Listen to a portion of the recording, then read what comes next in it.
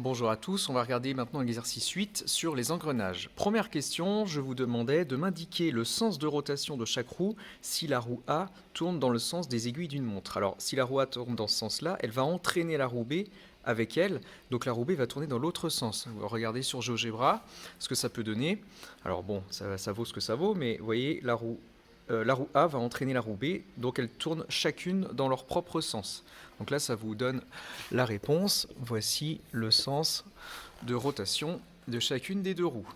Autre chose qu'il faut observer, et que vous avez dû voir dans la vidéo, c'est que la roue qui a moins de dents, du fait qu'elle a 2 fois moins de dents que la première, doit aller 2 fois plus vite pour compenser. Là, je les ai fait de la même taille, on voit bien que la roue de 5 dents est obligée de faire 2 tours lorsque la roue A n'en fait qu'un. Donc ma question suivante, c'était combien de tours va faire la petite roue B si la roue A fait 3 tours complets. Si la roue A fait 3 tours complets, elle va enclencher 3 fois ses 10 dents dans la roue B. C'est ce que je mets là. La roue A va enclencher 3 fois 10 égale 30 dents dans la roue B. Qu'est-ce que doit faire la roue B pour faire exactement 30 dents enclenchées?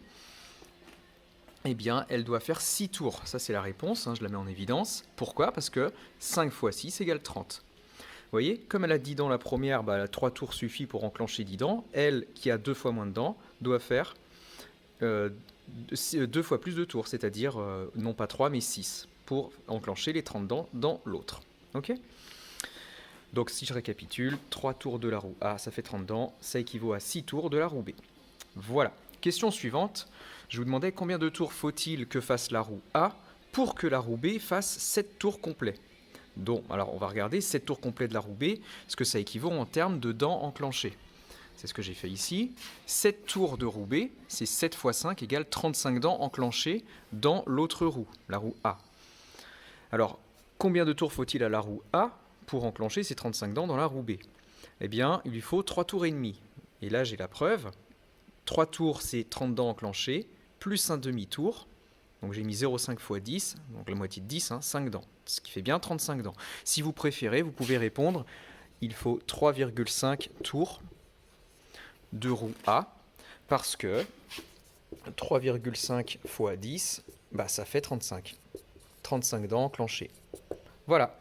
Donc si vous voulez que la petite roue B fasse 7 tours, il faut 3 tours et demi de la roue A. Nouvelle situation, je vous avais mis cette fois-ci 3 roues les unes dans les autres et je vous demandais le sens de rotation de chacune des roues. Alors si la roue C tourne dans le sens aiguille d'une montre, regardez, elle va entraîner vers le bas ici la roue D qui, elle, va tourner du coup dans le sens inverse aiguille d'une montre. Tournant dans ce sens-là, regardez à ce niveau-là, elle va faire remonter ici la roue E qui n'aura pas d'autre choix que de remonter et donc elle tournera dans le sens aiguille d'une montre.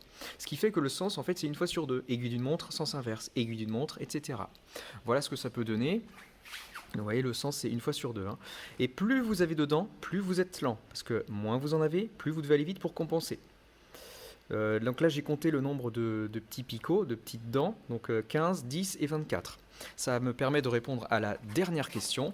Si la roue C fait 8 tours complets, que fera la roue E? Donc on va observer roue par roue. 8 tours de C, c'est 120 dents enclenchées. Parce que 8 x 15, 120. Elle a 15 dents. 8 x 15. Ce qui fait 120 dents. Si elle enclenche les 120 dents, il faut que je regarde ce qu'il faut que fasse la roue D pour avoir ces 120 dents enclenchées.